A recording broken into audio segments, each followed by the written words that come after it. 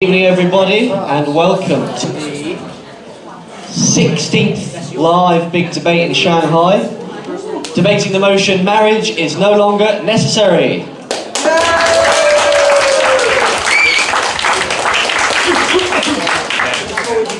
Okay, let's first get to know the crowd a bit. So, hands up if this is your first ever big debate.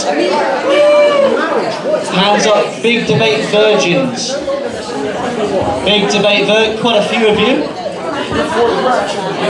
Quite a few of you are marrying big debate this evening, okay, hands down. Hands up if you've been to one big debate before. It's your second, it's your third, it's your fourth, it's your fifth, sixth. Alright, a few regulars, okay. Hands up if you're married. Hands up if you used to be married.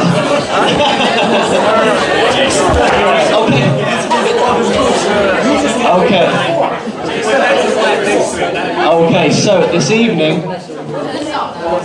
for all you people that are new, for all you people that's your first time, I'll quickly run through the format. We have our wonderful frontliners sitting on the frontliner VIP chairs at the front. I'll introduce them in a moment. So first, you guys will vote. I'll tell you how to do that. Then, frontliners will each have 4 minutes of uninterrupted argument presentation time. They'll come to the front and they'll give you their 4-minute argument presentations. 4 against, 4 against, 4 against, 4 against. We've got 3 frontliners arguing for the motion, marriage is no longer necessary, and 3 frontliners arguing against the motion, marriage is no longer necessary. Then there'll be a quick rebuttal. These guys will fight each other for a bit and say, you're right and I'm right and you're wrong. And then you guys will get involved. We'll do audience participation. Then there'll be a closing statement, and then there'll be a final vote. Are we ready to go? Yeah. Are we ready to rock and roll? Yeah. Alright then, so let's do, oh by the way, my name's Liam. That's my name. I'm the founder of Big Debates. I'm your moderator for this evening. And I'm from Britain. And I'm unmarried. Sad, isn't it? Well, I'm only 27. We'll shoot for it. So, let's do a little votey thing. So, all of you guys, we're trying a new system this evening. We've done it kind of before. So what we do is we go into WeChat. Some of you will already be in the group. If you're in the group, that's great. If you're not in the group, let's get you in. Scan this barcode to get in the big marriage debate group. Once you're in the group, then we can vote, but everyone get in the group first. Hands up if you're in the marriage debate group. If you are in the debate group, put your hand up. You guys have a voice. Congratulations. Hands up if you're not in the marriage debate group. Right, you need help. Yeah. This one here. This one gets you in. The big one on the screen. And I will post something special in the group.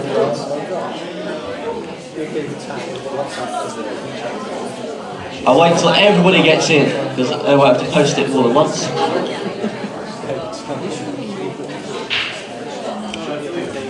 Yeah, ideally it should be on the table.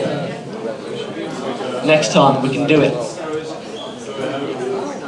So you scan and you should just get directly into that group.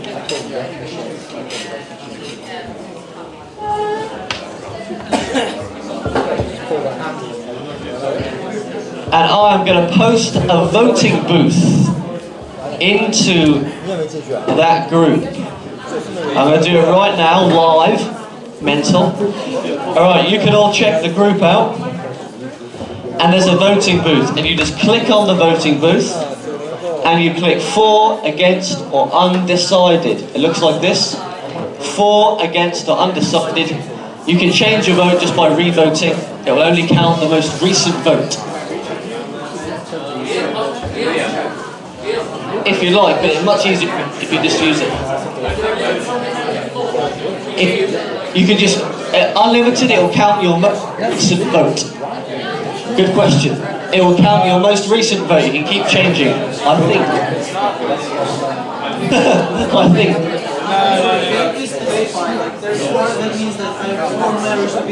Good question. So the motion is marriage is no longer necessary. Shh. So if you're for the motion, you are for, you agree marriage is no longer necessary. If you disagree, you're against the motion. You say no, marriage is still necessary.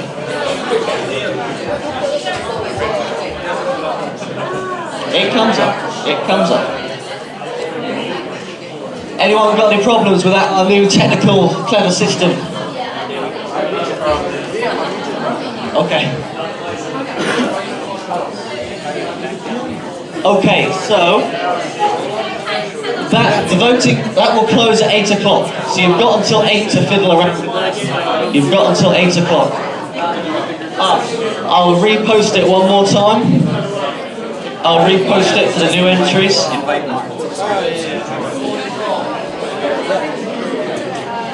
Okay, let's get into it.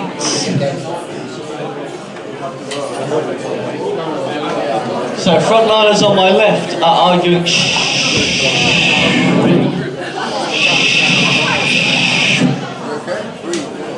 We won't start until we have quiet for our frontline debaters.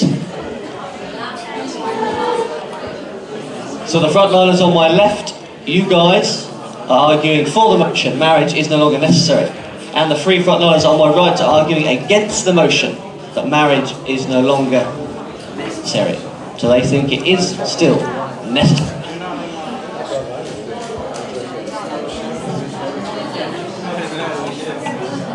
First up, let's try and get the door closed. First up, arguing for the motion is Mr. Alejandro Sanchez. He grew up in the US and the UK. He's a doctor by trade on a belated gap year, and he can invert his belly button like a heavily pregnant woman. Maybe he'll show us later. Not yet, but maybe later. Alejandro.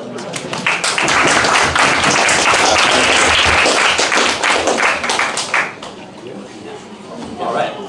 Dearly beloved, we are gathered here today to convince you that marriage is no longer necessary in the 21st century. You know, there's a bad joke that 100% of divorces start with marriage. But seriously, let's have a look at some of the numbers from the US. Between 1960 and 2012, divorce rates have skyrocketed, more than doubling from 22 to 50%. Think about that number for a moment. 50% of marriages today are doomed to end in failure. What other life-altering decision would you make with that same knowledge? Would you really go for that laser eye surgery if there was a 50% chance you would leave blind? Would you really buy that house if there was a 50% chance it would collapse? I know I wouldn't. And over that same time period, marriage rates plummeted 22%. Taken together, what could more perfectly define a dying institution?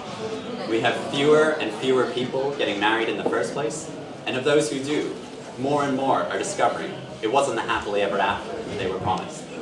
The proof of the pudding is in the eating, ladies and gentlemen. And the public is sending us a very clear message that marriage is simply not fit for purpose in the 21st century. And why is that? Well, for me, there's one obvious answer: women. But before I go any further, let me add a little disclaimer. Who am I, a single 26-year-old man, to speak on behalf of another gender? Trust me, I don't claim to know the minds of women. I've tried and failed many times. All I aim to do tonight is to provide a possible explanation, and I leave it up to you guys to decide whether to believe it. So with that said, women today are wealthier, better educated, and enjoy more rights than ever before. Why on earth would they want anything to do with an institution which, for centuries, has treated them like slaves? Think about what marriage has historically offered her. It offered her the opportunity to be treated like a piece of property, to literally be given away by one man, her father, and taken by another, her husband. It offered her an opportunity to lose her identity, to surrender her last name and the last names of her children to her husband. And it offered her the opportunity to give that husband a son, because that was her job as a wife. Not to love or be loved, not to be valued as an individual, not to go out and work, but to provide her husband a son. And that son would inherit his wealth and continue his name. And if you don't believe me, just look at the origin of the word wife. It comes from the Proto-European gwyd, which means, forgive me, vulva, or the external female sex organs. So clearly, the role of the wife was defined by her ability to reproduce. And these, ladies and gentlemen, are the foundations upon which marriage today was built. They're the foundations that continue to inform marriage today, and they're the foundations which continue to drive us away from marriage today. But if not marriage, then what? I hear you ask. Well, fear not. My teammates are going to provide you with viable 21st century alternatives to marriage. And I hope that together we can persuade you to join us in supporting the movement. Thank you.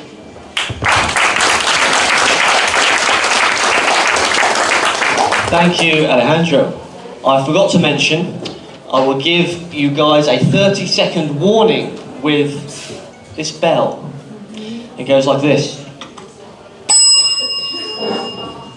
It's nice, isn't it?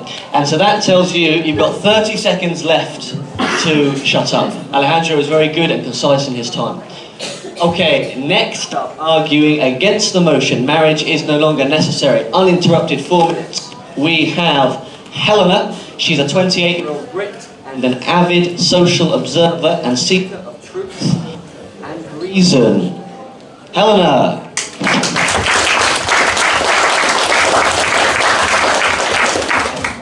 Okay, hi everyone. I'm arguing against the motion because I do think marriage is actually necessary in today's society. Listening to my opponent, he's talked a lot about women, and where's my PPT, by the way? There we go. Okay, he's talked a lot about women and women's role in the sort of degradation of marriage, and I actually agree. I think women stand to gain a lot when they get divorced, and I think that is a problem. And I think when an ex-wife can take 50, 60, 70% of her husband's wealth after they get divorced, I think that's a huge issue. And I'm not surprised in any way when men are running for the hills when it comes to marriage, because it just means that they're terrified of it. I mean, they've worked all their lives for their wealth, and then because they married some bitch wife, she can just take it away from them. And I don't think it's right. I think there's been cases in the UK where they've been married, like a husband and wife been married for a year, the wife's been on a 6-figure salary, she's stopped working, and she's walked away with half of her husband's assets. And I agree, I don't think it's right. However, that needs to change, because as millennials, hands up if you're a millennial, by the way. I'm a millennial. Oh, you're a millennial, okay. Okay, if you were born after 1984, between 1984 and 2000, you're a millennial. The statistics are a bit shaky on this, but it's something between 1 in 5 and 50% of millennials grew up in a single-parent household, or a household that had one biological parent living in it. And quite frankly, this was created by the baby boomers, because the baby boomers divorced at unprecedented rates. It was insane, their divorce rates. It kind of peaked during the 70s after the sexual revolution, and then kind of flatlined during the 80s, then bounced up again during the 90s, flatlined during the noughties, and now they're in their 50s and 60s and facing retirement and living for another 30 years together. It's now bounding up again. So baby boomers are really getting divorced at alarming rates. And that has left a lot of people of our generation growing up in single-parent households, broken homes. And I don't know if you've ever met millennials, but they are an anxious wreck of nerves, okay? We have this, label of Generation Snowflake, where it's like, we crumble at the slightest sign of pressure, and it's created this, you know, anxiety amongst young people as at this insane 80-year high. And I think it has something to do with the fact that we don't have this like soft cushion of family to fall back on because we only grew up with one parent in the house. Next slide, please. And one other thing that I have to say is that when parents get divorced, generally speaking, a lot of the time, children stay with their mother. You can look at this graph here. This is single mothers versus single fathers. So you can see that most parents are single parent. Most children stay with their mothers after they get divorced, not their fathers. And there are so many knock-on effects of growing up in a single mother household, okay? It doesn't just have an effect on boys, and the effect on boys is like highly reported on. You know, the high school dropout rate, there is like a prison pipeline. You're something like 8 to 10 times more likely to end up in prison if you're a son that comes from like a single parent household. But it also has this, growing up without a father in the home has this bizarre effect on young women as well. It has this very strange effect on adolescent girls where they start their periods and they start puberty much earlier, and they're 8 times more likely to have an adolescent pregnancy than they would if their father was actually at home. So by becoming a single mother, by championing this like single motherhood that society seems to be championing, you are literally robbing young girls of their childhood. Is my time up? Okay. Thank you, Helena.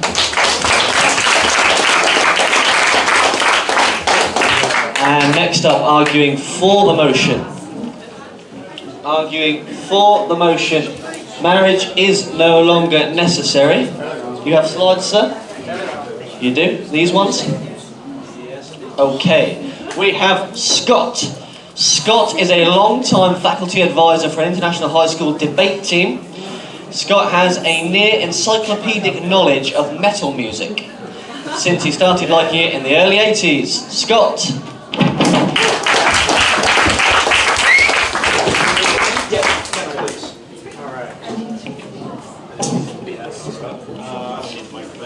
Sure? Yeah. So we're not arguing that marriage should be gotten rid of, but we are arguing that marriage as it is legally and traditionally practiced in many areas of the world isn't necessary anymore. For those who still want traditional marriage, there are better alternatives that can work in many areas of the world. Marriage isn't working so well. If you look at these statistics, you can see that actually these statistics don't tell the full story either.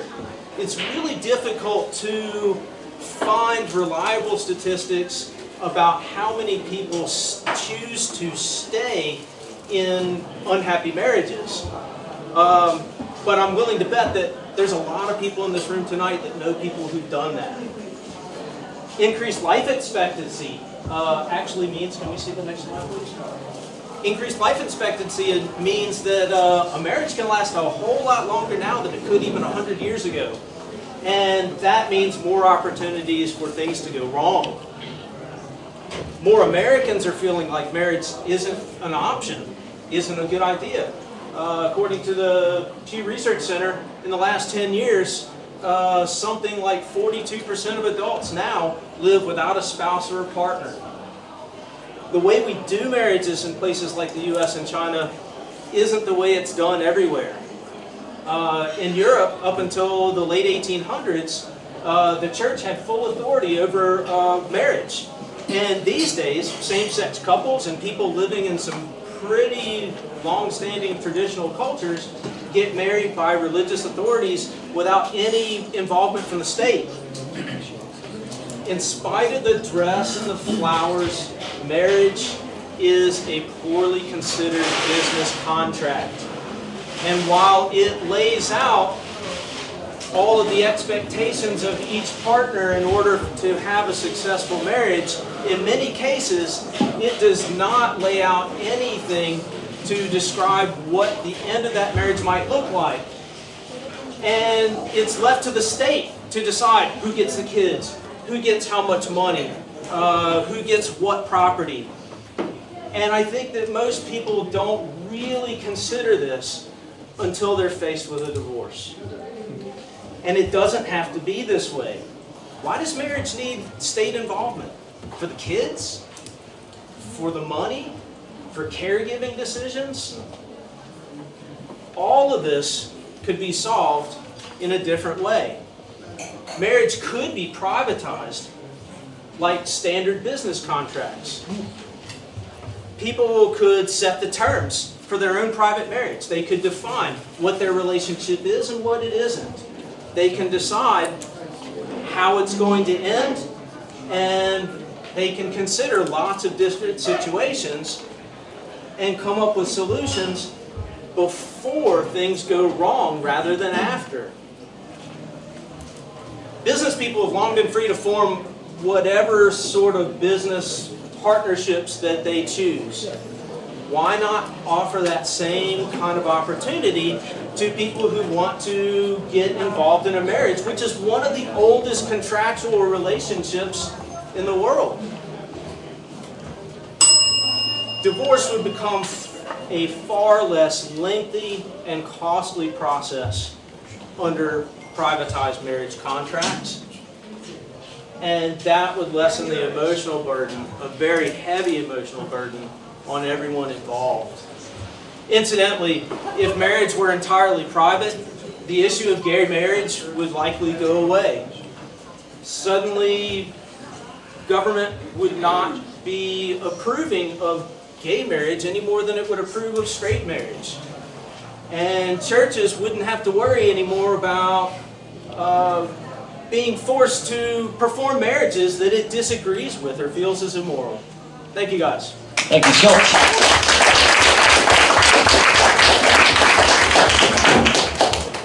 Next up, arguing against the motion, marriage is no longer necessary. We have Dimitro. This is yours, right? No. This baby? No.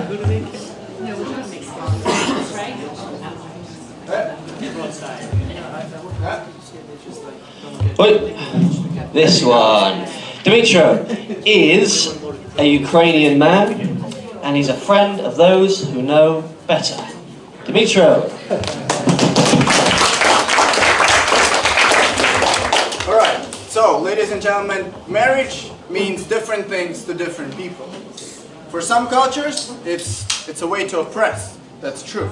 For some cultures, it's the way to protect. But for most of us here, it really seems to be a formality. However, I'm here to argue today that marriage is a contract and not a formality. Now, as a contract, it means that it's there to protect the parties, both parties. Protect financially, protect emotionally, protect physically. And, you know, as people from 21st century, unless we really personally deal with this, we can't really relate to it. What does that protection actually mean? But marriage it's so comprehensive. It's really only if you're a widow you would understand. When this goes on, everything is nice and shiny and everything works out. And yeah, you're right. Maybe we don't need it. When you never see this, then you're like, yeah, okay, whatever. It's a formality. But as soon as this is involved, everything changes. And if you're one of those like me and you're in a happy marriage or you're in a good relationship, then it doesn't matter. It doesn't matter. It doesn't change you. It doesn't define you. You are who you are. However, when this goes off for good, this is when marriage matters. And this is exactly the kind of people that we should be talking about right now. It's the people that break out. And for the mother, this could be the only way to make sure that her child gets a future. When this goes off and the husband dies, this is the only thing that makes sure that she has at least one less thing to worry about for her estate or her future. Marriage evolves. It's not something that's been fixed for thousands of years and it never changed. Marriage is comprehensive. It's internationally accepted. As global citizens, if you're married, then you can go anywhere you want, but all these other different ways of getting married or having a relationship, they're just not a lot of them really work. Next slide, please. You can look at different legal alternatives and you can read about what works, what doesn't, but really marriage is the only comprehensive one. If you've done most of these, you're trying to get that contract ready. You're trying to have a contract to protect yourself and protect your wife, and you go through all this trouble when that's exactly what marriage is for. This is exactly why it's been put in place, to protect the citizens. The state is involved not because it's interested in splitting you up with your wife. No, it's involved because it's there to protect its citizens. It needs to make sure that everything is understood, the rules are clear, and that's why marriage is so universal, because even as kids, we know what that means. We know it's gonna get, if we get broken up, then there will be split. We know that we need to love. We know all of that, but that's what's been put in place for us. Marriage is the most comprehensive. It's the only really internationally recognized. There are other ways, not all of them. It's the least complex one. But most importantly, marriage evolves through public opinion. It's public opinion that drives policy and not the other way around. We wanted gay marriage, it happened. It's slowly happening. Changes are being done. Prenup is put in place so we can put our own rules in. However, that doesn't mean that we don't need a contract, that we don't need to protect ourselves. That's not what that means. Thank you. Thank you, Dimitri. And last up, arguing for the motion, marriage is no longer necessary, we have Mark O.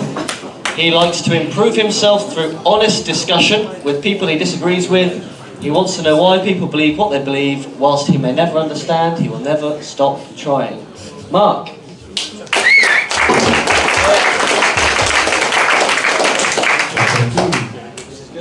Is this functional? All right. Hi guys, my name is Mark. I'll be arguing for the motion that marriage is no longer necessary. You heard from my teammates that there are reasons not to get married, but I'm going to give you a more personal and specific example of a relationship where people are happy, safe, comfortable, and all the good things that you would like without getting married. These two people they've been together for 10 years, and every year when they meet people and say we've been together this long, everybody says, well, why don't you get married? They've heard this question a lot, and of course they've come up with some pretty clever answers. One being, well, why should we get married? People inevitably give them the same reasons over and over. There's religious reasons for marrying. Okay, that's fine for some people, but these people aren't religious, so it's not compared to them. Some people say, oh, it's an important part of your culture. Well, maybe for you, but these people don't agree. They're not feeling pressured by their culture to marry. Some people may describe marriage as a spiritual bond, but again, these people don't follow that. They don't subscribe to that. So, not really necessary for them. Just as I expect you would like from everybody else, that you not be pressured into following somebody else's traditions, I think it's reasonable to ask by these couples that you grant them the same courtesy. I've heard marriage described as a promise to stay faithful and forever, but we see divorce rates so high that that promise isn't really worth a whole lot. And also, if two people fall out of love with each other, I mean, why is it just to force them together? People aren't property, and for one to be legally obligated to stay with another person when they don't belong together, it's not the right situation. This is reasonable. I actually directly, strangely disagree with my opponents on this issue, that I think it is reasonable when one person doesn't earn money, and that's part of the agreed relationship. In that case, marriage is good to protect the relationship, protect the person who doesn't earn money, but that doesn't describe the relationship I'm talking about. These are two people together who earn money on their own. Having a child. Everybody says, oh, well, if you have a child, you have to get married. And in some cases, that's right. In fact, the couple I'm describing would get married if they want to have a child. That's not because marriage is good. That's because there are some really nasty laws out there that would punish a child for their parents' decision not to marry. And to me, that's not a problem with marriage, that's a problem with monstrous laws that exist around the world. Denying a child school, denying a child social services, depending on the country that you're in, simply because your parents didn't marry, that is not an issue with marriage. That's an issue with cultural and legal institutions. So, in short, they would get married if there's a barbaric law that threatens their future child, sure. So, in conclusion, there are other reasons that would justify this couple to get married, but they are all equally unrelated to marriage itself. To them, marriage is, contrary to what you described, just signing a piece of paper. They've been together 10 years. At that point, signing a paper is pretty much all it is. Nothing's going to change with their relationship. And if it does change, they're already happy. Changing it is not necessary. People, just by our nature, have a very hard time challenging cultural traditions that we've been raised to believe. If we have one tradition, and it's part of a culture that we really value, we tend to think that that tradition is automatically valuable. I hope that this example has showed you that people can be together in a stable, long-term relationship, happy, safe, and empowered, without having the need to get married. So marriage is no longer necessary. I'll leave you with one more thing. It's a challenge that I offer to people on this issue. Please define marriage for yourself. Say, this is the purpose of marriage. It is to have children, it is to protect your partner, it is to show love, whatever it is. You make your own marriage laws to follow that purpose. You may find that you're creating laws that you just that you've been accustomed to that don't actually support the purpose. You may find that you are creating laws, that you're supporting the purpose, but that you actually disagree yourself with those laws. Thank you. My name is Mark. Marriage is no longer necessary. Thank you, Mark. And final frontliner arguing against the motion. Marriage is no longer necessary. We have Robin Smith, a married 33-year-old father. He's also a PCB test designer and multi-purpose paperweights. So he has a job doing something. And his name is Robin. Robin!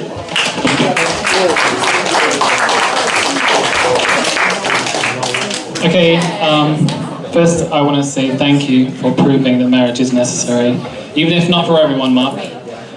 So hopefully Helena gave you some ideas as to why non-cohabiting parents and things like that can really damage society. Dimitri gave you some ideas that we really need the legal side of marriage, right? So I'd just like to go over some points from some studies and things. Marriage laws are effective in protecting people from certain legal problems, dividing assets and things like that. But what marriage can't do is protect people's hearts. This should have been the first thing that people brought up, but it's the last thing, right? Okay. Our hearts can't be mended as easily as financial assets are redistributed. And once they're broken, it takes time, effort to mend them. Some people never truly recover. We've got to stop this. These problems are better prevented than cured. So I think this means that marriage has to be more than just the legality of an intimate relationship. To explore a better model for marriage, I found some ideas reading about a report of the Relationship Development Study. There's some of it on the slide, don't get too distracted. And it was found that men and women who only slept with their future spouse prior to marriage had a better marital quality. The study went over 5 years. It started with people who were in a relationship and only tracked the people who got married, so they could track these things. For women, having had fewer sexual partners before marriage was seen to be related with higher marital quality as well. The researchers understood these findings as challenging what they called the Vegas fallacy, that what happens in Vegas stays in Vegas. They concluded that the choices people make before marriage go well into their marriage and their future. Another conclusion they found was about how couples made relationship decisions, like getting engaged or moving in together. Some couples made these decisions less intentionally, subconsciously. Others made them more definitively or decisively. The couples who made them less intentionally, just kind of glided through, had poorer marital quality. So there's something to be said about the ritual of marriage, the milestones of the relationship. The final conclusion, and this is not going to be popular, I think, came from looking at their weddings. It was found that having more guests at a wedding was also associated with higher marital quality. Now, that's a complex one, but you can read the study for yourself. This seems to suggest to me that involving the community makes a marriage stronger. Maybe you can go to the next one. Now, these points together, there's only 3 points, right? But these points together already, to me, look suspiciously like traditional marriage. I'd suggest that if we claim to care about the future of our society, that we should learn what works from science, historical and traditional methods and models, and that these components of marriage are not just necessary for the survival of society, but also for society's highest potential. Thanks. Thank you, Robin. Okay, that is our frontliners opening statements round. Now we have a very quick rebuttal phase where just the frontliners can attack each other and just say if there was one thing the opponent said that you really disagree with and you want to just jump on, you can do that now.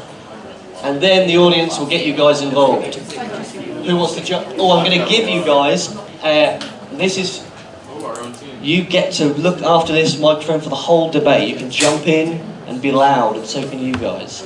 Who's going to jump in first? Jump in, Mark. Okay, no, I just want to Have this little baby. I just want to pick up on something that you said, the chap in the middle, about marriage oppressing women in the past. I actually would disagree.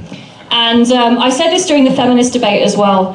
I think that kind of feminists, and particularly second and third wave feminists, they focus on kind of like the history of marriage, and they think it oppresses women and they think it enslaves women. But I would actually say it enslaves men just as much as it enslaves women because of traditional gender roles.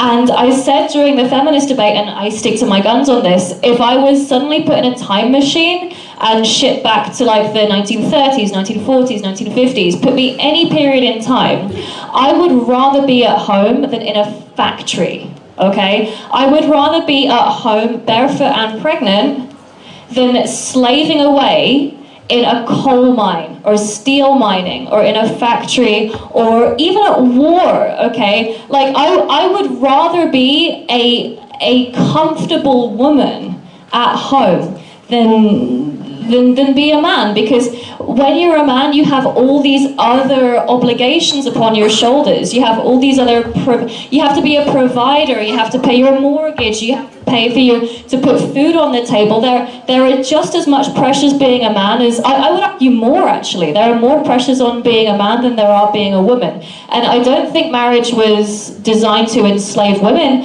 I think marriage was designed to uphold some kind of stable family unit. And Okay. Do you want to respond to that, or? I think my simple response would be at least the man had a choice. He had a choice in what job he did. Yeah, absolutely.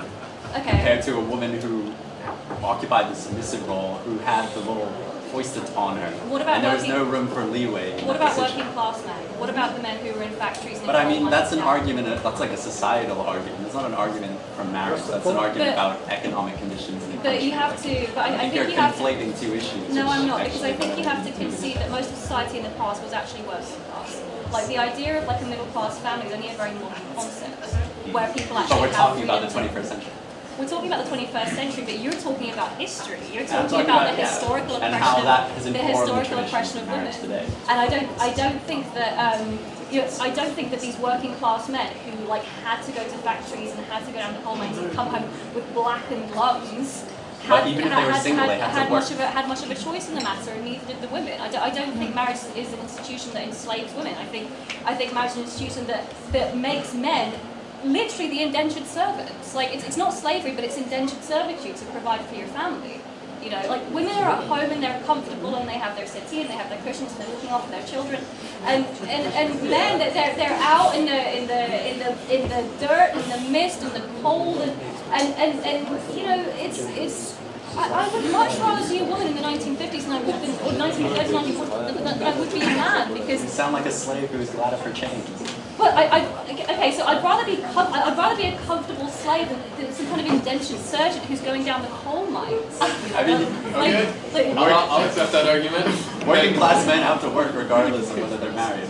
Well, yeah, they do. But the thing is, if they're married, they have an obligation to work because they have to support their wife and their children. You know, like at least single men, they kind of they didn't really have a, you know, they could have just been like, you know, all I have to do is work for myself. You know, whereas as soon as you get married, you have to support, you have other people to think about. Wait, so I'm assuming that you support like it's an incentive model of economics. Is that correct? Like giving somebody the chance to earn more money, to have more and do more. That's good. Well, I think if people want something and they work for something, then they eventually will reap the benefits. Exactly. Okay. So pressuring somebody to say like, well, now you have to work for marriage. That's not like you have to work to support your family. That's not a healthy issue. If you want to be if you want to do a profit incentive to say that somebody has to work. No one's saying it's a healthy issue, but your teammate's argument was that it enslaves women. And my argument back is that I think it makes men indentured servants, because they then they've signed a contract that maybe they'll get something out of in the end. They'll have a family and they'll have a nice home and everything, but they have to work like 12, 13, 14 hours a day for it. But they'd be working if they were single. Yeah, they'd be doing it anyway. But wouldn't they have a choice then? They have a choice now. No, they don't. Exactly, they have a choice now. The motion is no longer Okay. necessary. So we bring the audience in on this point a little bit later on the gender roles within marriage. Is there any other quick rebuttals before we get the audience involved? Different argument. Yep, a whole new thing. Yeah. Just to kick us off. A couple of the issues that was addressed would be very, like, they're non-issues under our model. I think that the opposing side has been actually misrepresenting what we're saying. We're not saying, like, free party time, woohoo, go nuts, single guys. Issues that you raised were women taking too much money. Private contract solves that, where you decide what the relationship is ahead of time. If you take away the pressures of marriage and the cultural baggage that comes with, you set your terms. Okay, That's called a prenup. That's called a prenup, and I think they're necessary. There is a difference between a prenup and a private marriage contract as could be in existence. A prenup is... But what's the difference between a private marriage contract and a state marriage contract? A state marriage contract... Aren't they still married? They're still married, but it's a very different... The state is not involved in that relationship, and it does not define the terms of how that relationship ends or what it is or isn't while it remains So the state was not involved in 2007, right? 7 and 8. And what did we get on our hands? When the state is not involved, that means nobody's holding the market accountable. That means that people do whatever they want until state gets involved. Now, if you're saying that we should move the state away and just let it all fly and hopefully it will work out, then good luck. But it's only when the state, you see, it has to do with private responsibility versus public. At some point, it gets too big for any single individual or any single company to really make a difference, to really make a change. When it's thousands of people losing homes because they all bought homes that they could not pay for, what would have stopped it? The state would. Because they would hold people accountable. They will remind them, you cannot buy a house if you cannot afford a house. Yet that was not the case. If you suggest a realistic example of the way to not have marriage, yet hold the whole population accountable and make sure that you all know what they're doing, then we should really agree with that. But ultimately, it will just be marriage that would not be called marriage, but it would do everything marriage was put in place to do. Okay, we're going to stay on this topic. We're going to bring in the audience so you can put your hands up. So on the on the contracts, the state contracts about private contracts, you guys want to refute, so your point is basically, to enforce a marriage contract properly, you need the state to help.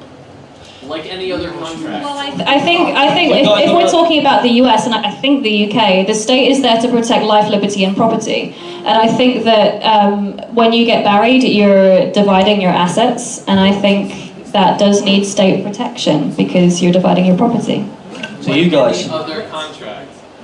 If you take a marriage contract, it's not just a private contract or whatever you want. It comes with cultural baggage. It comes with legal baggage that says a marriage can only be like this and cannot be like this. It comes with cultural baggage that says these people should do something in marriage and they don't have to do it outside of marriage. That's the difference between a personal contract between two people and the institution of marriage. Okay, so can I ask, is there something that exists right now that perfectly emulates marriage on an international and universal level that doesn't involve the state? That's not an argument for marriage. That's an argument that our system is outdated. But that's the issue. The motion of the argument is marriage is no longer necessary. It's phrased in the present tense. And I think if you want to be a global citizen, and I think if you want to travel to China or India or anywhere else that you want to go in the world, and travel with your spouse, the only thing that can protect your rights and protect your property is the institution of marriage as it currently stands. I'm sorry the rest of the world hasn't caught up to your kind of progressive utopia, but it doesn't currently work out that way. It just doesn't. Maybe come back in a decade and when the private sector has caught up to the state. Okay, let's bring in the audience on the private versus state contracts on this topic. You, sir? Okay, so like any good contract, there's a time horizon. Maybe a 20-year marriage that ends isn't a failed marriage, maybe it was a good marriage that lasted 20 years. Till death do us part. So I want to ask the question, maybe that's the problem. Maybe you view marriage as a contract that has to end at death. Is it unplausible for us to say we grew apart, we loved each other once, and we created some beautiful children from it? You're saying the point of contracts. Could we bring in the idea of after 20 years we reevaluate? Or from your perspective, just to kind of help you out, from your perspective, is it worth saying after 20 years to reevaluate because it's not a crime for people to change? And marriage being the idea of being for life, is that not counterintuitive to what is human nature, which is change? Take it away. Yeah. You guys want to take that on? So, would that be supporting your argument? Because a private contract would add in the flexibility, whereas a state contract doesn't necessarily add in that. Right. Cultural baggage mostly, but state baggage as well. You don't get the option.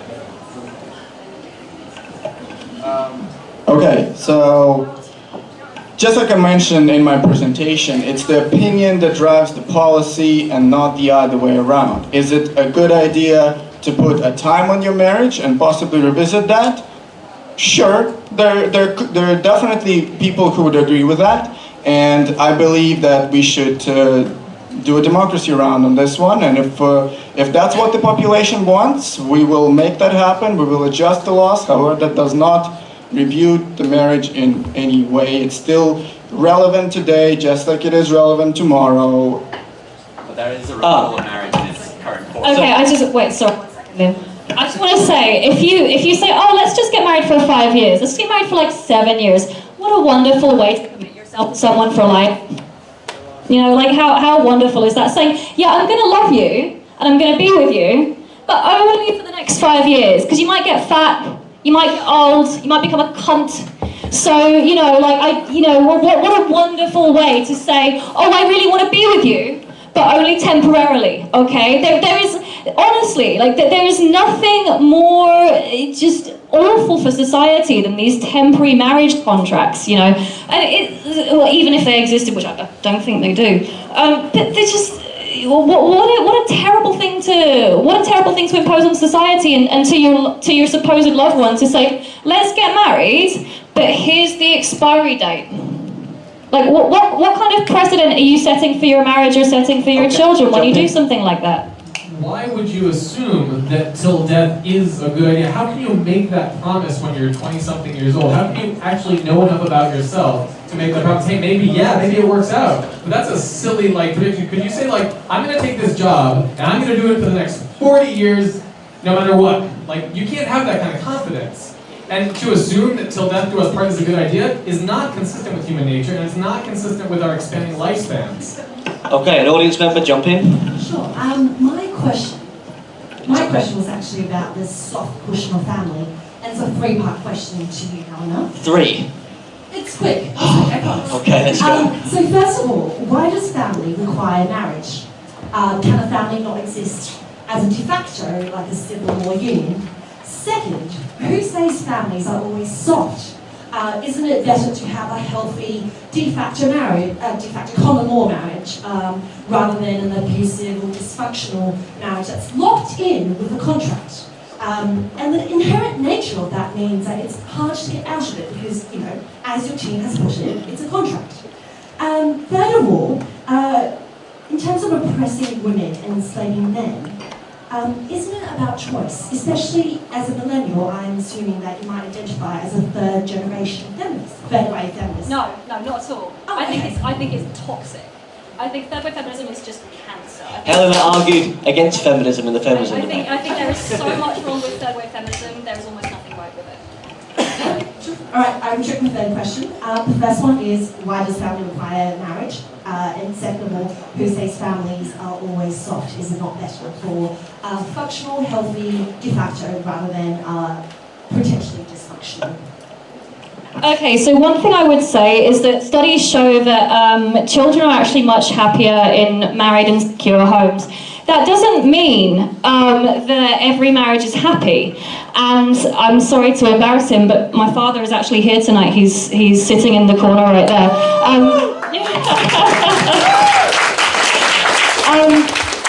My parents are divorced, but they divorced when I was quite, my brother was 7 and I was 10 or 11.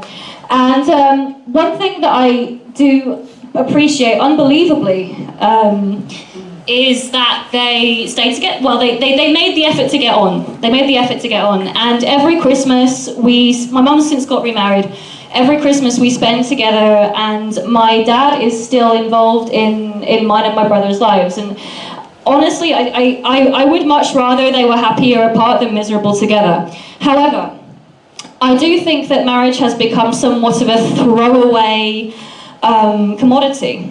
And I think that people nowadays don't really take their vows seriously. And I think it has a lot to do with things like kind of like celebrity culture, comedian culture, and you know, I think that, you know, marriage is, when you can kind of like get an annulment after like 72 hours or something, I don't think that people really take it seriously as an institution. And I think that, you know, just kind of anecdotally speaking, the people I know who are the highest functioning, happiest, most secure, least anxious people are the people who've come from extremely secure homes. And I was actually going to save this for my closing statement, but my boyfriend is over here. As you can probably tell, we're not from the same country. He's from South America. He's from Colombia. And I've spent a reasonable amount of time there this year, and I noticed the real difference in family values over there. And I think in the sort of the Anglosphere, in kind of Britain, the US, Australia to an extent, I think we've really reached the stage where we don't value family anymore. We don't value the importance of the family unit. It's just kind of like everyone's kind of autonomous. You know, like she's off at university, he's off at work, like your dad's over here, the mom's over here, like we have some aunties, but they're scattered about. And when I went to Colombia, I noticed that every single tier, every single generation of the family was kind of a unit. You know, there was things like familial decisions, there was things like family decisions that I'd never really kind of experienced before. And it really struck me as an incredible difference. And I have to say that families like this, families that are together, and they're not just kind of the mother and father, but families that aunties, uncles, cousins, brothers, sisters, they're all together as a unit. Generally speaking, they produce happier children. But why does that require marriage? That's my question. Okay, I believe it requires marriage because it's a contract that binds you together.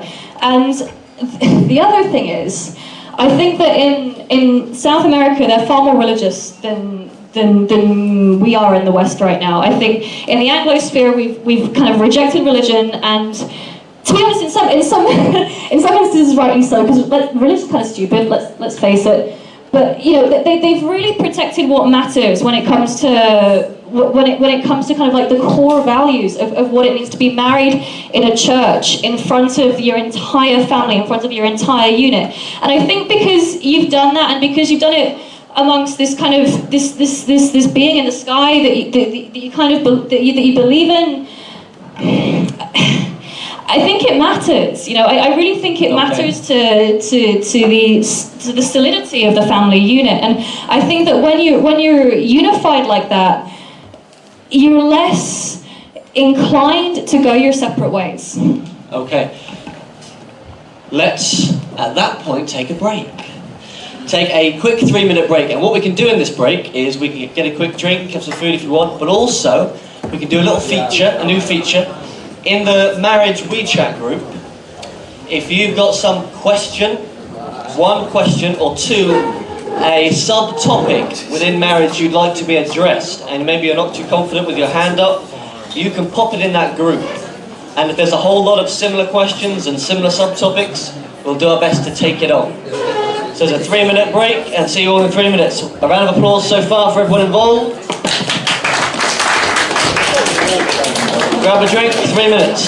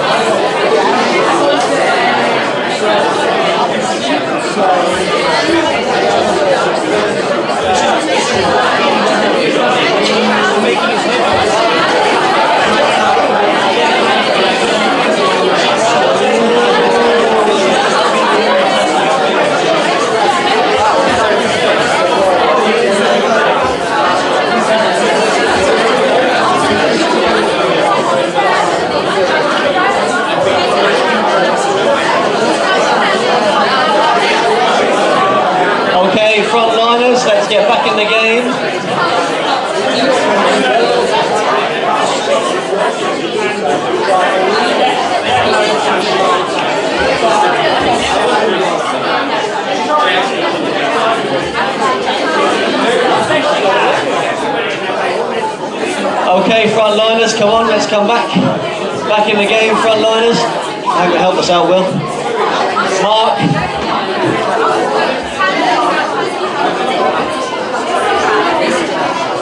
Come on, Chris, let's get back in it. Let's get back in the game.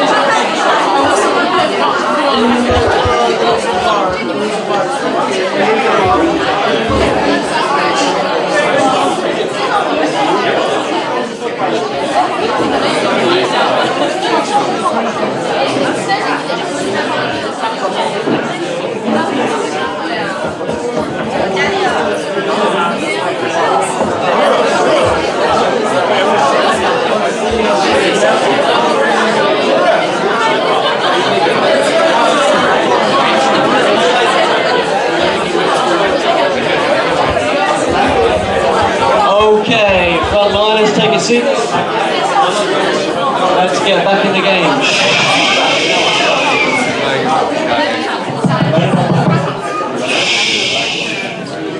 Okay, we're going to get straight into it, and we're going to talk about divorce.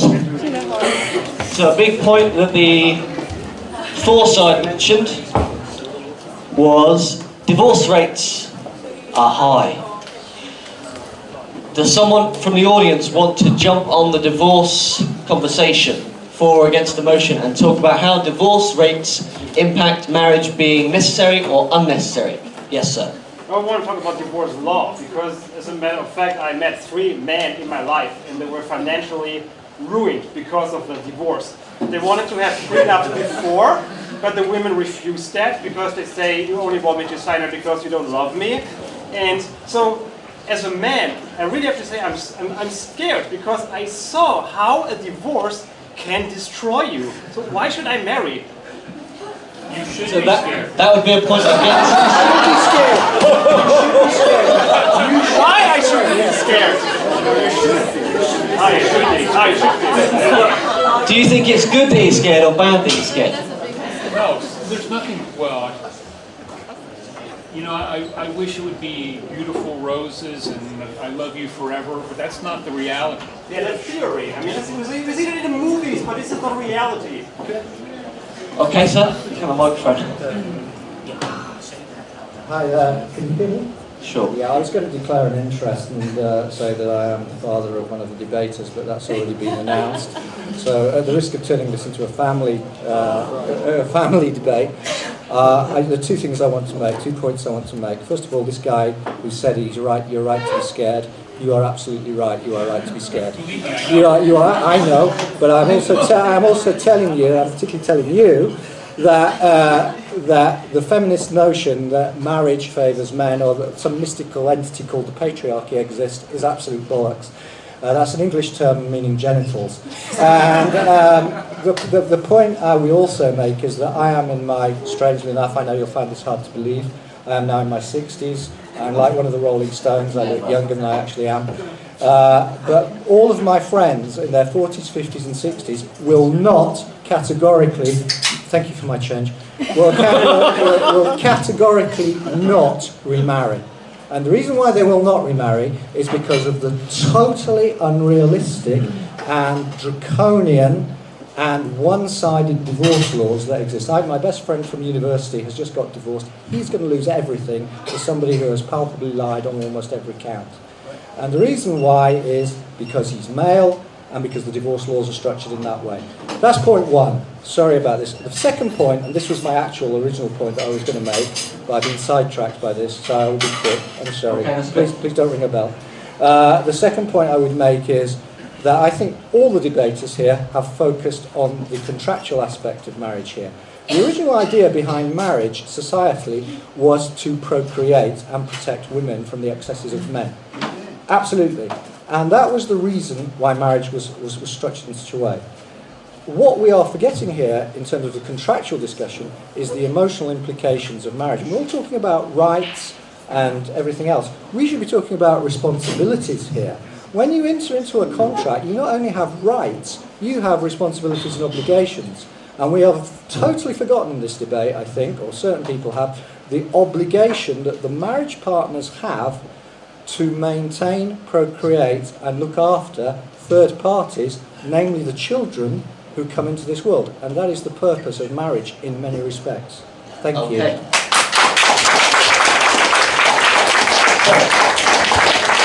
Just to conclude, so you're for or against the motion? You'd be for. Does that make you for or against the motion?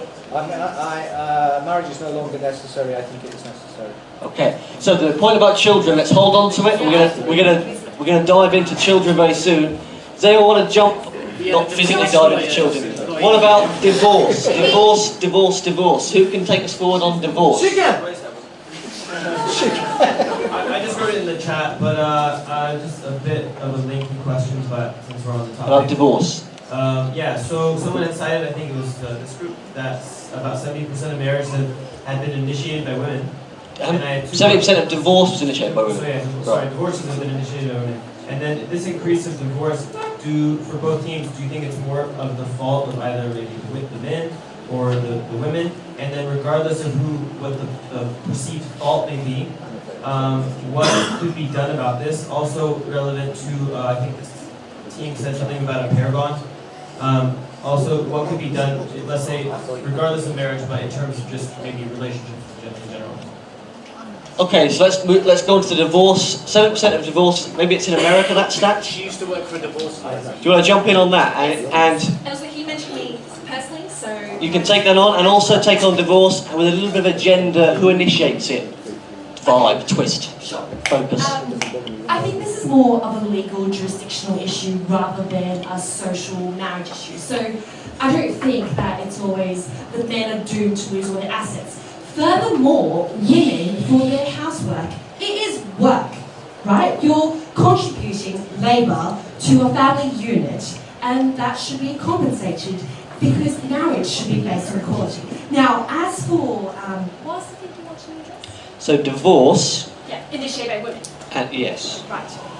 Divorce initiated by women, you have to look at the source of statistics. Who raised it and where's the source? Who raised it? Where's the source? Maybe most of them are men. Yeah, so who said that divorce was 70%, 78% of divorces were initiated by women? Who said that? Men. It might be a male research, sure.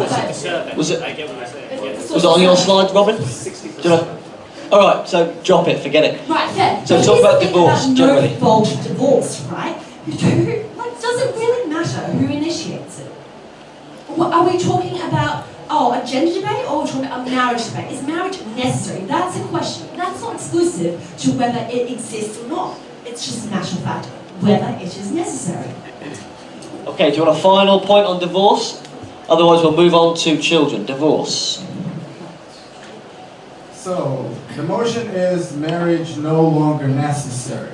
I just wanted to jump in and add on, not the fact that women sit at home, that's why we can give them 50% or 60% or 70%, whatever it is. That is not the point. The point is, if they've been with the husband long enough, they've invested in the husband long enough, they've invested in husband's ideas long enough, did he work harder? Quite maybe, maybe not, that's not the point. The point is, they deserve a part, and the fact that they're being remunerated more, or they should be remunerated, that's period. That's actually what makes it so important to have that contract. For if you're a woman, if that's the way how you protect yourself, then that's how you protect yourself. One question. Yeah, on divorce. In that case, if she invests her time in him, should she get more, like the high percentage of his income or like of his everything he has, by staying longer with him? If they stay just for 1 year and then they divorce and she gets half of everything, Exactly. that is not fair, right? Exactly, it's totally unfair, and that's why you have to view on a case-by-case basis, and that's why prenups are important when it comes to... When you ask a woman to sign up a prenup, she says, "You don't love me." It's meant for Asian women, yeah. For every woman, for every woman. Okay, you can jump in, sir. On the divorce topic. I want to ask, because we talk about millennials up in homes with high divorce rates and everything. I just want to put it to both sides. What influence does our media, the way that we are exposed to what a marriage should be, how a marriage life should look like, and what's a happy ever after? What influence does that have on how we think marriage for both sides? And what has this to do maybe also with divorce rates? Okay, we can quickly take it on, and it might be interesting, this question as well, because it might link into the contracts question, because the media has a big impact when it comes to state marriage, whereas private marriage, we're not too sure. Do you want to jump in, Mark, on this? Sure. Does my mic work? All right, I'll be close to it. You raise a really interesting point with media, and I think it extends, like, you can answer this with media, but also to broader culture in general. There's an immense amount of cultural pressure from media to say this is what marriage is. And that amount of pressure translates to a lot of strife in relationships. For people who perceive themselves and say, well, my relationship isn't like this, so there's something wrong with my relationship. The idea that a marriage is this one thing is precisely why I think it's not necessary. A relationship is very different from any people involved, that they deserve the right to define their relationship. Having this very, very strong cultural institution enforced by media to say that a relationship is this. If you're not married, or if you're married and you're not like this, you're a bad person. I think it adds pressure not just on that level, but it adds a degree of suffering that we haven't talked about yet. Abusive relationships, dangerous marriages, this kind of cultural pressure that, like, oh, if you, Demetrio mentioned that, Robin mentions that having all your friends at the wedding actually helps you stay together. Well, I'd say that has a very, very dangerous side effect, is that all of that pressure forces people to stay in relationships they are not safe in. It forces people to feel like, well, still, having that kind of pressure. And also, how many relationships are actually dangerous? How many relationships are dangerous to, like, your physical safety? Have you ever known anyone in a relationship that's physically dangerous? If you talk to these people, and if there's anyone in the room, there is help. You're not stuck forever. Please don't ever think that. This culture of you must be married, this is what marriage is, makes people stay in dangerous relationships. And I don't care if it's 10%. That is too much. Marriage, a big part of marriage is divorce, right? Divorce is okay in some circumstances. I mean, if you get rid of, like, the baggage of marriage, then you get rid of all the trauma of divorce too. Okay, that's divorce. We've done it. Let's divorce from that topic and move on to children. So the gentleman brought on marriage is an important part of procreation. So, where do we want to go with children? We just want to understand, is marriage necessary for helping raise children? Is marriage necessary for looking after children? Yes or no? Do you want to take on the children topic? The lady with purple hair. Hello. Hi, I'm Lulu Romano and I work for a women's magazine, and I don't think marriage is necessary in today's society. So children specifically right now we're talking about.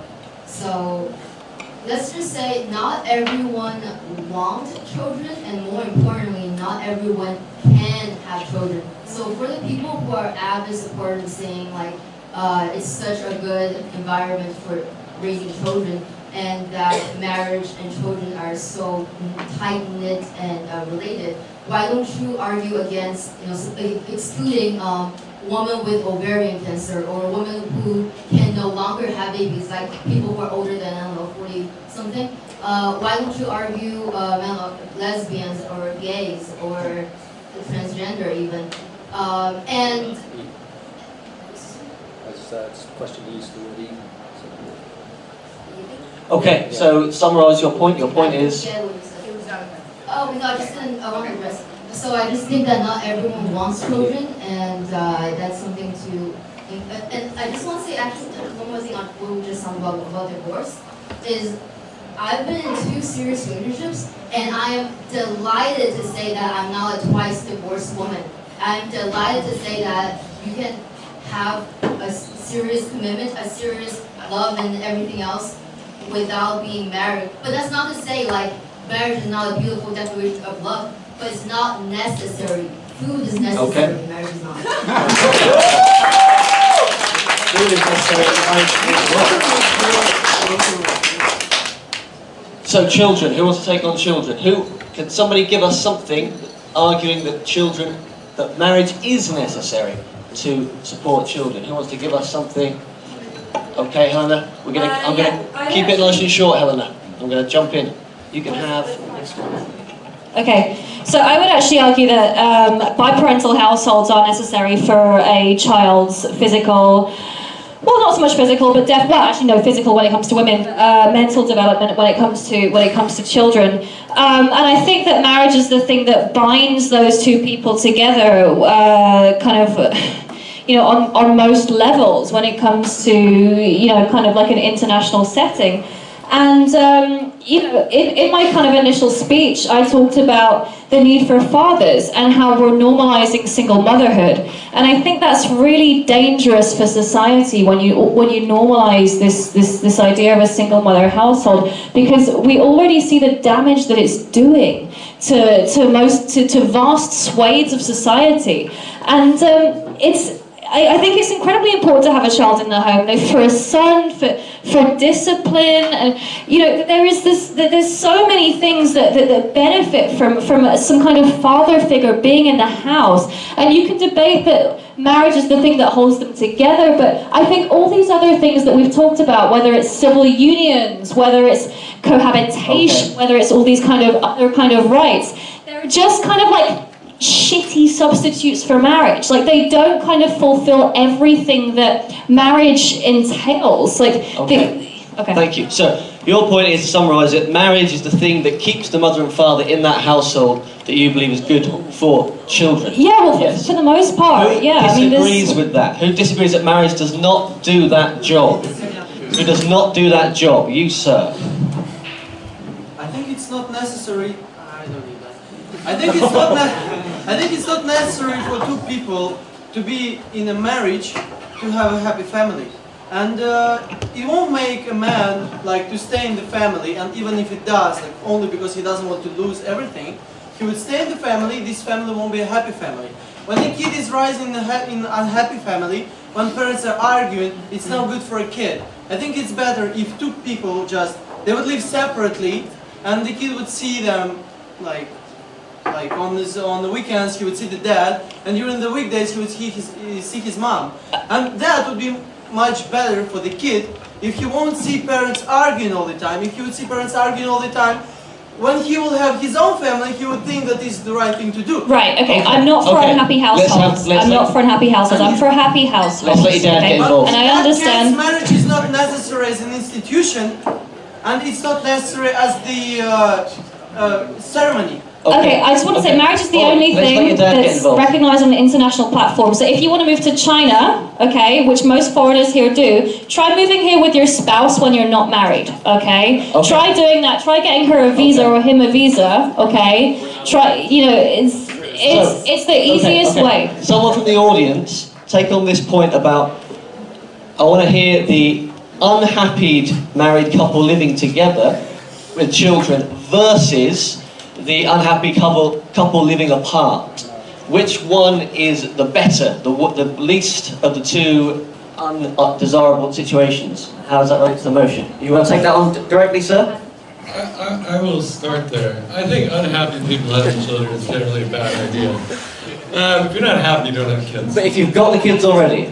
Not living together. I would be on that side of it. So you're better to, you agree with this guy, you're better to split up? I definitely agree with him, but I want to make a point about children and marriage. Which came first, the children or the marriage? Like in human history. We always had children. Marriage is actually relatively recent in the hundreds of thousands of years we've been around. So it's not a moot point, it's actually quite important. We can have children. There's lots of social systems where it wasn't an atomic household. There wasn't a nuclear family raising kids. It wasn't a mother and a father. Father earns the money, mother stays home, they raise kids. Like, that's a relatively recent thing in human history. It actually happened to the agricultural revolution. Okay, Children were raised by entire groups of people. I studied anthropology at university, and there's lots and lots of groups of humans where it was the old people that stayed back in the villages that would raise the children while the mothers and the fathers went out and got food. Like, this idea it needs to be two people taking care of kids is relatively modern. It's been placed on top of raising children, and it's not necessary. It's unnecessary. So do you think a mother is just as capable, I hate to use that word, of disciplining a 15-year-old boy than a father is? Yeah, if they're good at it. Are you serious? Have you been to the inner city? Have you been to inner city London? Have you or seen inner my city? mother? Yeah. But like, okay.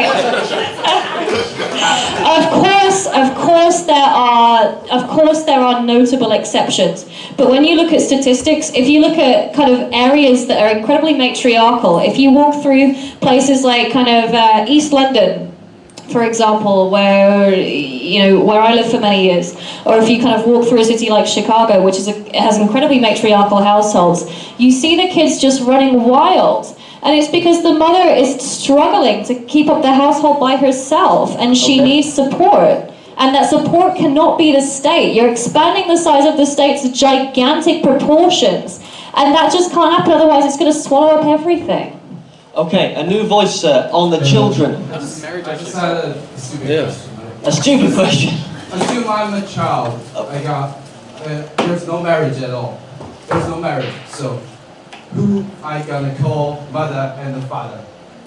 Why do you need to do that? The mother, your mother and father. Yeah, living father, right? I got a dad. Yeah. He got another date. He got with another woman. Should I call them mother again, stepmother? There's no, I don't know. What's a children So act? I think your point is, without marriage, couples are more likely to have other relationships, and the children are kind of lost. What do you think the children act? So I mentioned in my opening argument, I think this is a really good example of this idea, like where we internalize the things that we've been raised with. Loving adults are what's important for a child. If that loving adult happens to be the biological parents, great. If there are loving adults in a child's life that aren't biological parents, great.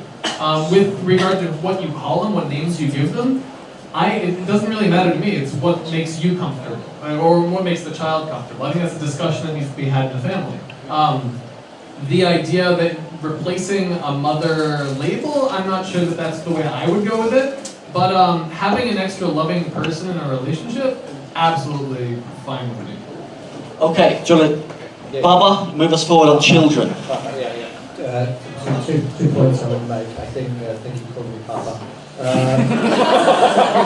In Polish, that means grandmother, by the way. Yeah, okay. This is probably the largest meeting where I've ever been the oldest person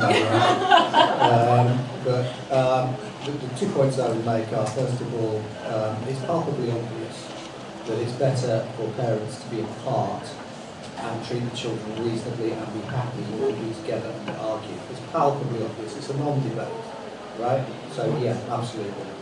The second point is, are fathers essential for a good marriage? My view is that they absolutely are, or they're good for the development of children. And the example I would state is that there is almost a scientific study in some respects of this in American inner cities with the black community, where vast sums of money in the 1960s with the creation of what I think is called the Great Society by Lyndon Johnson, whereby vast sums of money were pumped into the inner cities of Detroit and Chicago, and the black community was benefited from that, and whatever reasons you could argue for or against that. The result has been that a number of single-parent families has risen dramatically. The number of children born out of wedlock has risen from 25% to 75% over the last 50 years. the amount of gun crime in Chicago and Detroit has proportionately increased. And a lot of that is black on black crime. And I would say that a large element of that is due to the fact that the black community suffers from absentee fatherhood. And I think that is almost like a scientific workshop experiment that suggests that fatherhood is an essential part of childhood development. Okay, so let's take that on directly. Also, I'm glad you mentioned gun crime, because guns will be, it's very likely to be the debate after next.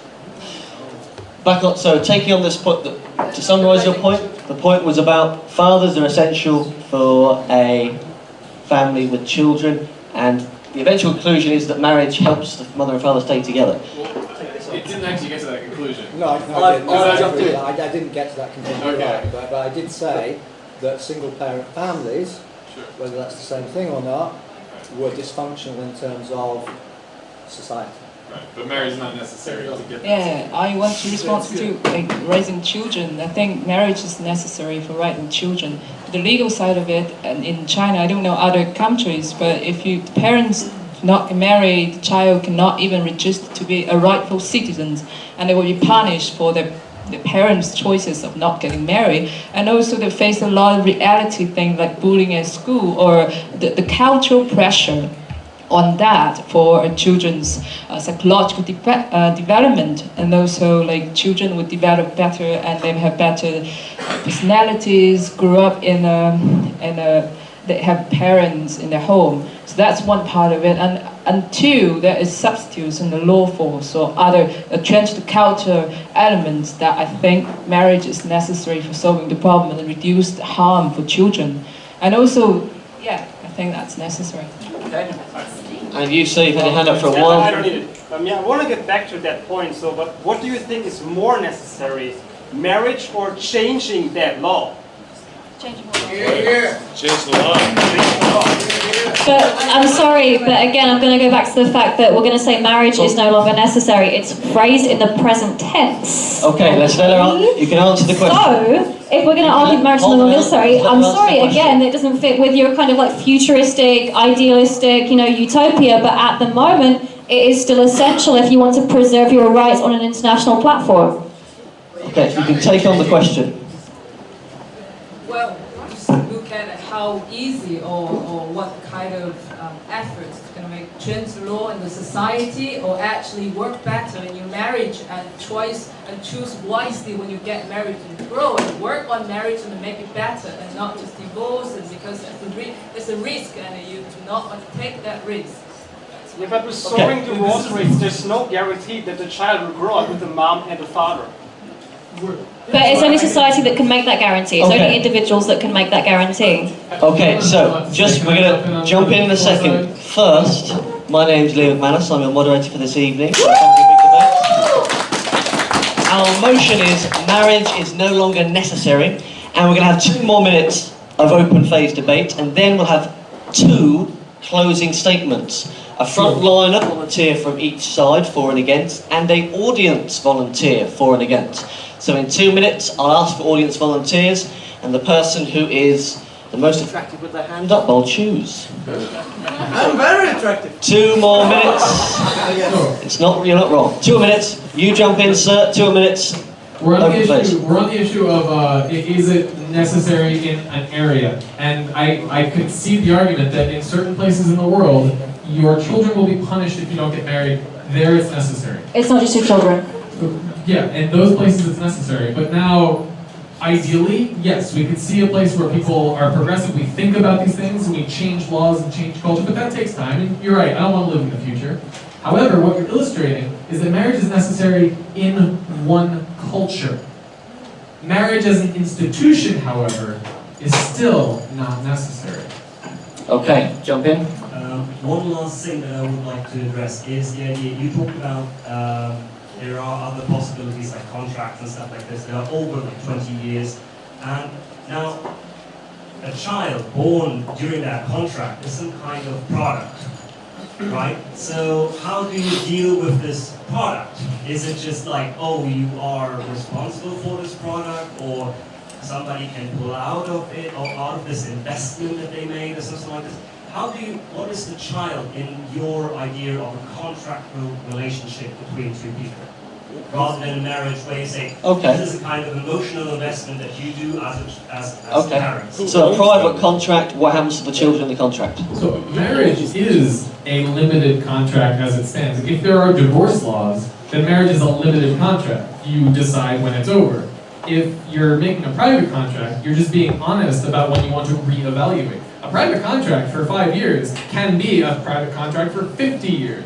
It's just leaving open the honest time to say like, hey, let's reevaluate. So you let's redecide. You go to your child and then say like, oh, daddy and mommy have decided we need to reevaluate our contract, and that means you as the product of our contract need to be reevaluated as well. So you're describing that in rather sarcastic terms. How is that different from being married and feeling pressured into these cultural institutions and then sitting your child down and saying, hey, mommy and daddy have to reevaluate their relationship contract? It's the same problem. It's not posed to one. I mean, breaking up is difficult. I would argue that marriage actually makes it more difficult than an honest contract where you think about it ahead of time. I think the thing is that if you argue in the way that in a marriage as it stands right now, you emotionally invested and say like, okay, we have children, we will stay with them together, we will support them for the rest of our life. However, I feel that this would be, the child would become more like a commodity. It is part of the thing, and you will live through your child, and maybe even argue at the end. Okay. I put so much money in my child. I put so much money in my child, so it goes probably as well. Okay. My child in I your will, child. And we're gonna cuss it. I will love my child forever. I don't care who I'm with or when I'm with them. I will love my child forever. Okay. And I don't see why marriage is necessary to make that happen. We're gonna cuss it there. We could go on all night. We could talk. There's so much we can talk about, like the private contract details and more. 2 hours is a long time, but we've managed to spend it already. So, almost. Frontline debater volunteers from the audience first. Hands up if you would like. It'll be 2 minutes uninterrupted. If you would like to come up and argue for the motion, marriage is no longer necessary. We're going to do a quick scan. Who looks attractive? And we're going to choose you. And yes, just 1 second. And arguing against the motion, marriage is no longer necessary. Against the motion. You disagree that marriage is no longer necessary. Hands up. I'm going to choose who looks attractive. The guy in the white top at the back there. I've chosen you. And frontliners. Who's going to be up? Mr. Mark. And who's going to be up here? Miss Helena. So first we'll have our audience members, then our frontliners to close the day. So your name is? Charlie. Charlie is arguing for the motion. 2 minutes uninterrupted. Marriage is no longer necessary. Charlie.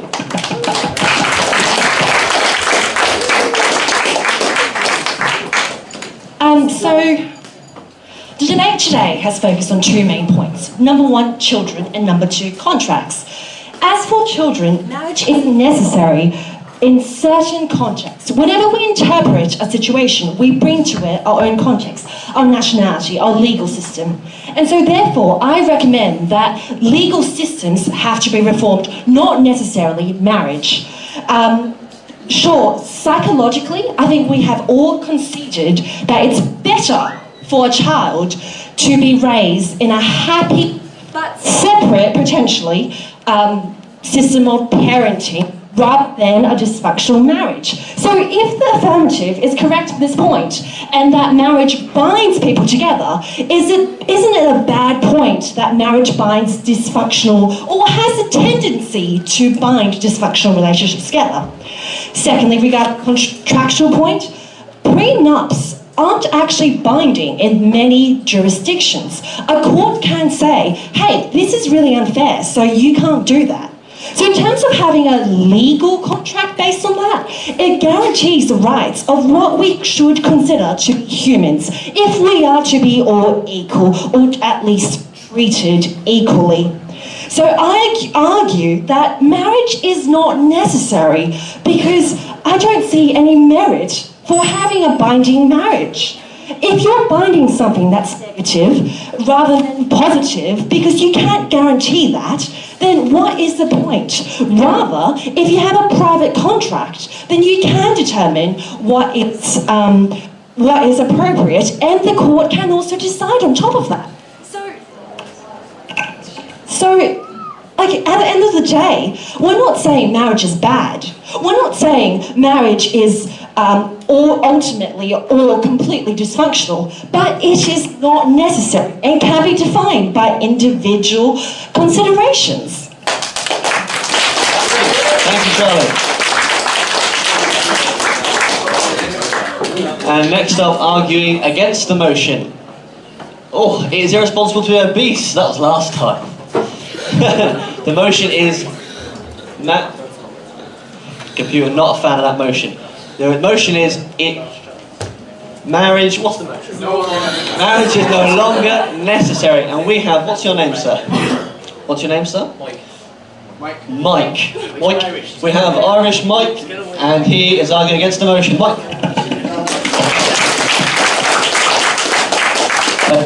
Thank you. Do you know what? I'm just going to speak from the heart. Because actually, ironically, that's what marriage is all about, the heart, isn't it? I have an announcement. I'm a selfish, horrible, ignorant, lazy person. And to me, marriage opposes me to something a bit different. It makes me honourable. It makes me loving. It gives me a purpose. You're talking to a man who, see this beard? This took 25 minutes in the mirror this morning. I need a purpose, people. I need a wife to say, Michael, get to work. I need a wife to say, Michael, you need to set a goal for yourself. Michael, have you pushed yourself? You can go for vice principal.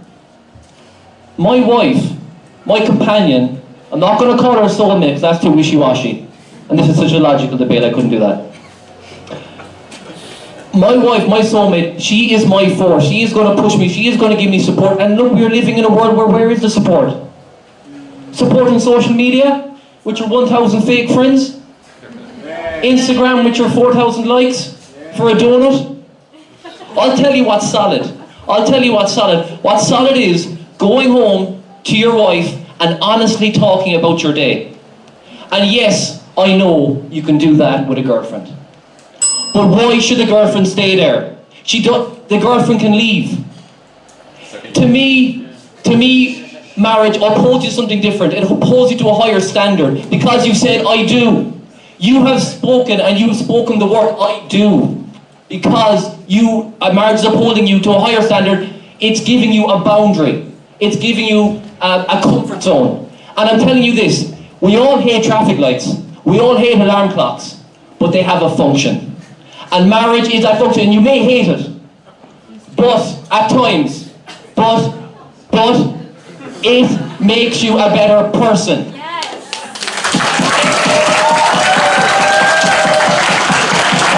I have one really good point and I forgot it. Thank you, Mike. I'll fill it in, don't worry, I'm going to fill it in. One really good point I was going to bring home, but I forgot it. Don't worry, I've got you covered. I've got you covered. Thank you. Take the WeChat group, I'm going to put the ball. Okay, and finally, arguing for the motion. Marriage is no longer necessary. We have Mark, 2 minutes uninterrupted, with or without the microphone. With Mark.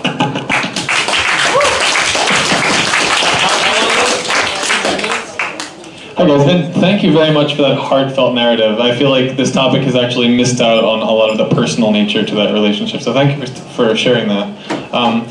I'd like to also share my own personal narrative. The story of two couples I described is my own. I've been in the same loving, very happy relationship for 10 years, and I see no desire to have it go away. All the things that we want, Mike and the opposing side and our side, are the same. We want people to be happy. We want them to raise happy, safe, healthy children. We want them to be financially secure. There may be arguments why marriage is necessary for that in some countries, in some places, in some cultures. But for me, it's not. I'm going to love my partner, as I have for 10 years, whether or not we sign a paper saying we're married. The idea that cohabitating and living together is good, supporting children in a happy way is right. I agree with that.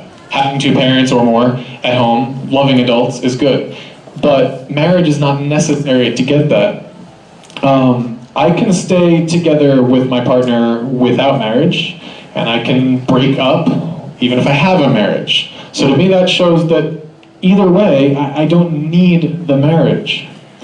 Loving relationships make good relationships.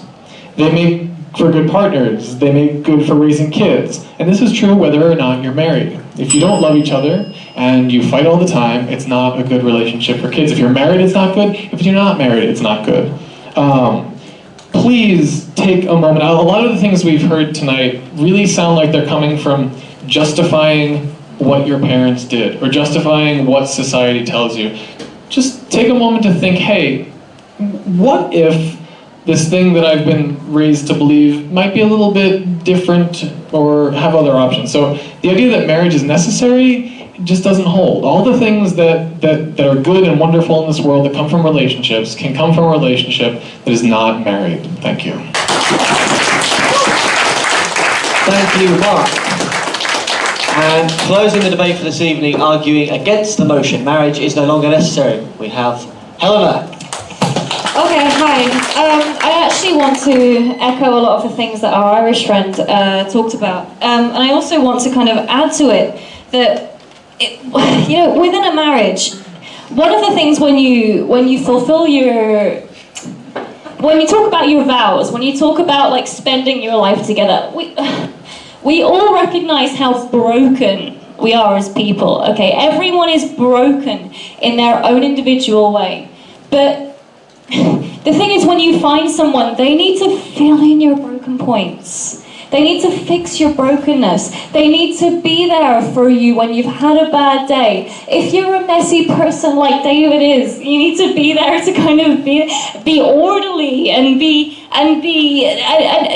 need to fill in everything that they are not good at. You need to and be their support for things that they are great at, and that they will and help them fulfill their dreams and fulfill their potential and fulfill their life. Is marriage necessary? Are seatbelts necessary? Like, I mean, I don't know. I mean, I would probably argue that they are, because I think, you know, when a woman enters into a marriage, if she's going to look after the children, and if she's going to kind of be a homemaker and be somebody whose earning potential has been compromised, then I think that you need to have this institution in place in order to have security for both parties. Marriage is something that keeps two people from straying. It keeps two people from kind of going away. And you know, one of the things that I'm 28 now, okay, and one of the things that I've noticed in my 20s is that not having a routine it sucks. It really sucks. Like, you get fat and you eat the wrong things and you go out for dinner and you're with your friends, and when you're kind of in a relationship, when you're in a marriage, it brings you in. It brings you into this mess. It brings you into a routine. It brings you into orderliness. And I honestly think that if you are a disorderly person, I really think that you could really benefit from having someone to go home to who supports you. Okay. Thank you, Helena. That concludes our debate. Let's have a big round of applause for our brave frontline debaters.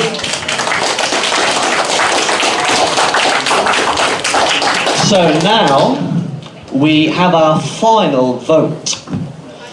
So what we do is we take out the phones, we get into the marriage group, and one of our awesome team members will send the second voting booth. You'll see it in the group, and you can vote. You can choose for, against, or undecided. The motion is marriage is no longer necessary. You are for the motion, against the motion, or undecided. For means you agree. Against means you disagree with the motion. Marriage is no longer necessary. You have a question? You're on WhatsApp. You thought the line. It's well against the rules, mate. You can say it after the final vote. How about that? No, say Say it after, it's fine. Save it. Quickly do the final vote, quickly before he speaks, quickly. Before my rule, the people that don't like me breaking rules attack me. But I love the passion, Mike, we love it. You're coming back. When will we see the results? So now the team will get to, so don't put it out yet, I'll do some talking. So our team will calculate the results now. It's about the biggest change in votes. You might be able to work out yourself, but we'll calculate it. So you can calculate it on paper while I waffle. So I'll waffle, you guys calculate it. And then you can unplug it. Alright. Here we have, hands up if you had an okay to good time tonight. An okay plus time, not a bad time. It's quite a lot of bad experiences. Okay, so if you want to keep in touch, the Big Debates HQ, you can contact me. That's our WeChat group. We've got rules. We know just announcements. And Creators of Big Debates, that is a nice one where we create the debates, we create the motions. You guys, we all talk about what motions, what topics. That's how this debate was created. Was it? Yes, it was. Okay, next bit, whilst our voters count the votes. Big Debate Shenzhen kicked off earlier last month. Woohoo! Curtin, so if you're based in Shenzhen, and anyone in Shenzhen, Curtin's the man on the ground there. The first debate was Trump's vision for America is good for the world. And the For the Motion team won that big debate. So Donald Trump wins in Shenzhen.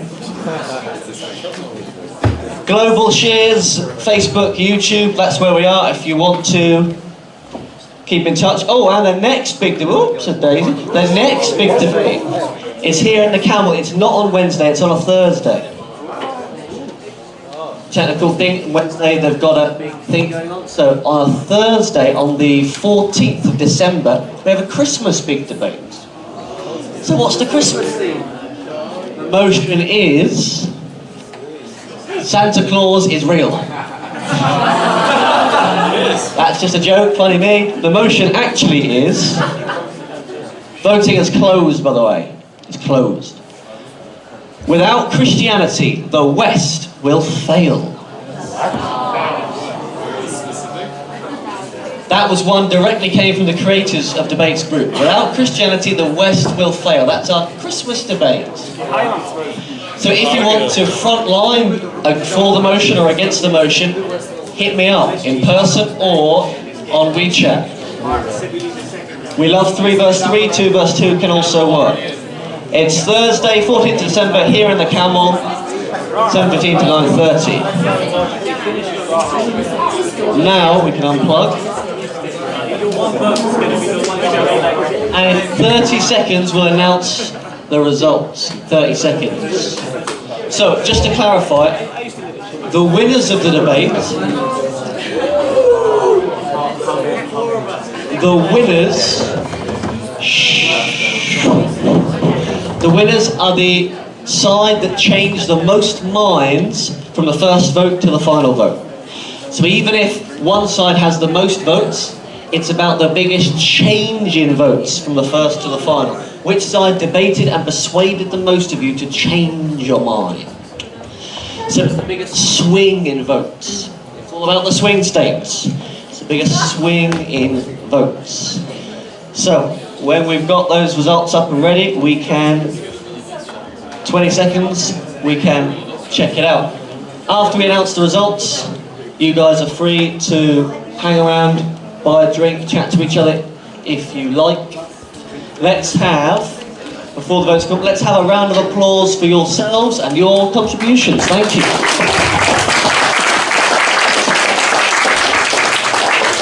And let's have another round of applause. The toughest thing with arranging these debates is getting brave frontline debaters. Because it takes quite a lot to put yourself out here, put your identity out there. It's quite a risk, it takes guts, and so I love it. You are gold dust to big debates. So let's give the gold dust a final round of applause. And we're ready to check out the results. So it's the biggest change in votes. Push it right in there. It hand, Joe, please.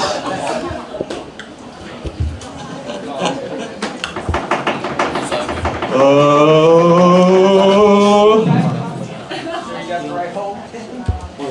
Who was that? Who was that?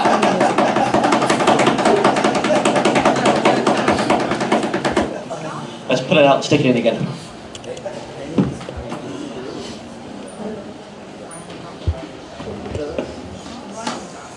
Otherwise, I'll just tell you. Won't be as exciting. We could post it in the group chats. Put it in the group chat. Okay, I'll tell you. You have to use your brains. Ready? First vote for the vote. You can post a picture in the group, Will.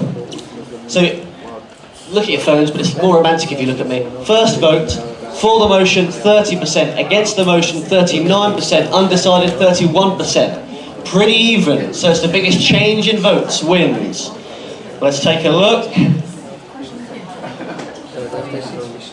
Final vote for the motion, 44%, plus, that's a plus 14 difference. Against the motion, 48%, plus 9% difference. Undecided, 8%, minus 23%. So the winners of our big debate are the for the motion team. Marriage is no longer necessary. Bad news to my girlfriend, but that is the conclusion for tonight. Thank you all for coming.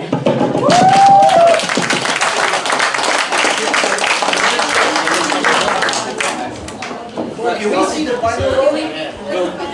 It's in the group. Oh, it's in the group? Oh, okay. Can we see the picture? Oh, we should.